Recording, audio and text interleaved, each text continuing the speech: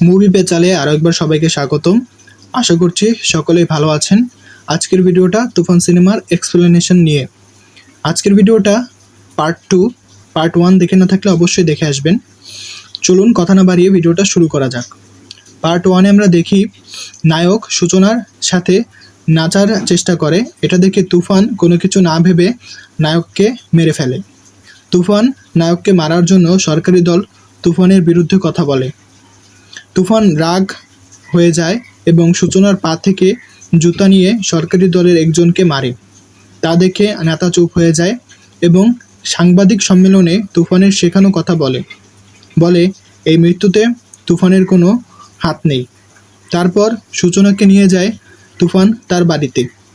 বলে, আমার মানুষ ভাল লাগে না, কিন্তু তোমারে ভাল লাগছে, কারণ তুমি মানুষ না, পরী।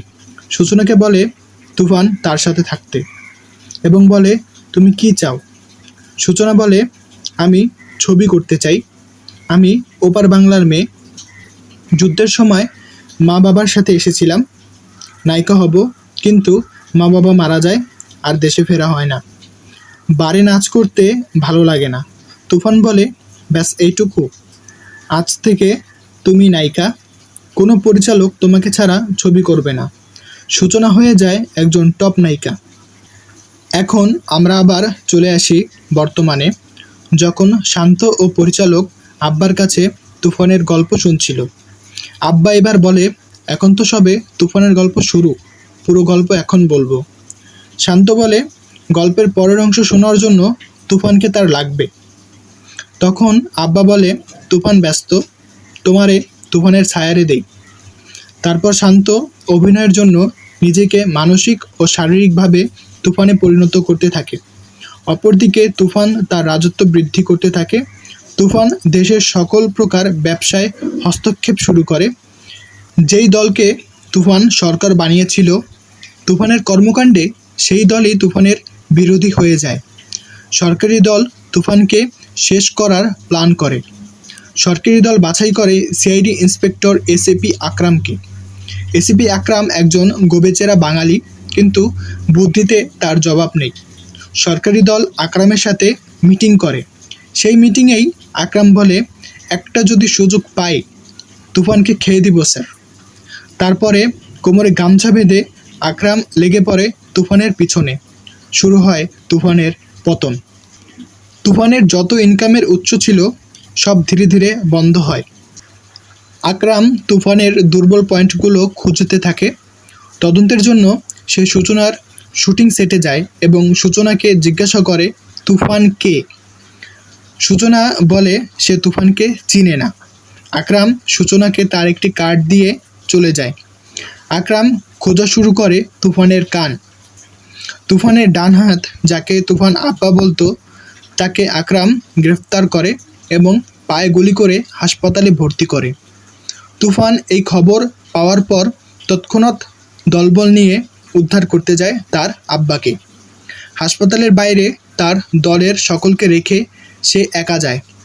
অনেক পুলিশকে মেরে সে তার আব্বাকে উদ্ধার করে এবং যাওয়ার সময় হাসপাতালের বাইরে পুলিশের গাড়িতে গুলি করে আগুন লাগিয়ে দেয়। তুফান প্রচণ্ড রাগে ফেটে পড়ে, কারণ তার আব্বা তার বিরুদ্ধে রাজসাক্ষী হতে রাজি হয়ে গিয়েছিল। তুফান সকলের সামনে একের পর এক গুলি করে তার আব্বাকে মেরে ফেলে। ধীরে ধীরে তুফান দেশের উপর তার নিয়ন্ত্রণ হারিয়ে ফেলে। আকরাম তুফানের নাভিশ্বাস তুলে দেয়। তুফান দিশেহারা হয়ে যায়।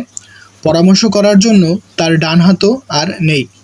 তুফান শান্তকে বলির পাঠা বানানোর প্ল্যান করে। তুফান সূচনাকে বলে শান্তকে তুফান বলে ধরিয়ে দিতে। এই অবস্থায় তুফান কিছু দিনের জন্য দুবাই যাবে, কিন্তু ঘটনাচক্রে শান্ত আগেই জেনে গিয়েছিল তুফানের প্ল্যানের কথা। তাই শান্ত সূচনার কাছে নিজের প্রাণ ভিক্ষা চায়। একদিন তুফান ও শান্ত একসাথে বের হওয়ার জন্য প্রস্তুত হয়। তুফান শান্তকে বলে, এই পরীক্ষায় পাশ করতে পারলে সিনেমা কাজ শুরু। তুফানের প্ল্যান ছিল সূচনা শান্তকে পুলিশের কাছে ধরিয়ে দিবে। এই ফাঁকে তুফান দুবাইয়ে যাবে, কিন্তু সূচনা শান্তকে না ধরিয়ে তুফানকেই ধরিয়ে দেয়। এই ফাঁকে শান্ত চলে যায় দুবাই।